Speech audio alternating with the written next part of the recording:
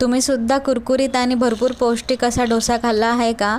नसेल खाल्ला तर मग हा व्हिडिओ खास तुमच्यासाठी. तुम्ही हा डोसा सकाळच्या नाश्त्यासाठी, दुपारच्या जेवणासाठी किंवा मग रात्रीच्या जेवणासाठी सुद्धा खाऊ शकतात.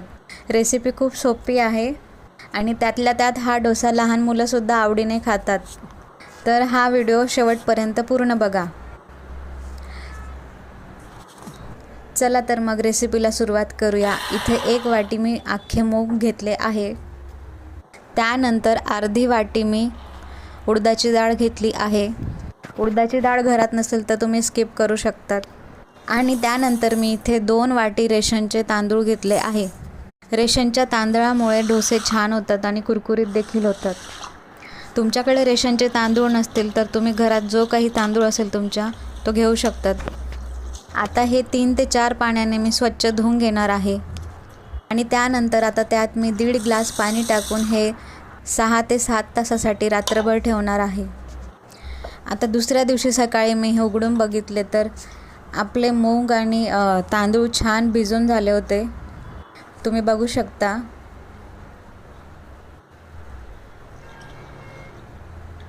आणि या डोस्याच्या पिठाला फर्मेंटेशनची गरज नसते. तर त्यानंतर यात मी 5 ते 6 लसणाच्या कापळ्या घेतल्या आहे, 2 हिरव्या मिरच्या आणि 1 चमचा जिरं टाकणार आहे आणि चवीपुरता मीठ. हे सर्व मी मिक्सरमध्ये बारीक वाटून घेणार आहे. जसे रेग्युलर डोस्याचे पीठ असते बारीक छान, तसेच हे पण दळून घ्या, म्हणजे आपले डोसे छान कुरकुरीत होतील. डोस्याचे बॅटर अशा प्रकारे झाले पाहिजे. तिथं मी आता गॅसवरती डोस्याचा तवा ठेवला आहे आणि त्यात थोडे पाणी शिंपडून ते पुसून घेतले आहे. असे केल्याने आपले डोसे छान गरगरीत फिरवता येतात.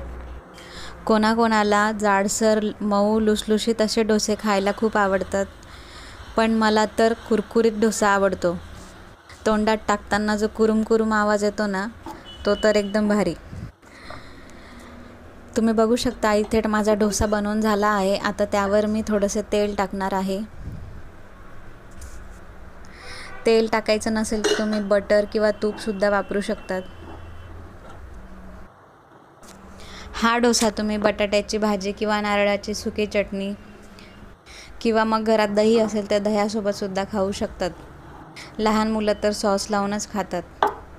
तुम्हीसुद्धा हा डोसा नक्की एकदा ट्राय करा. तुमच्या पण घरातले सर्वजण आवडीने खातील. नेहमी नेहमी तेच डोसे खाण्यापेक्षा हा पौष्टिक असा डोसा एकदा नक्की बनवून बघा.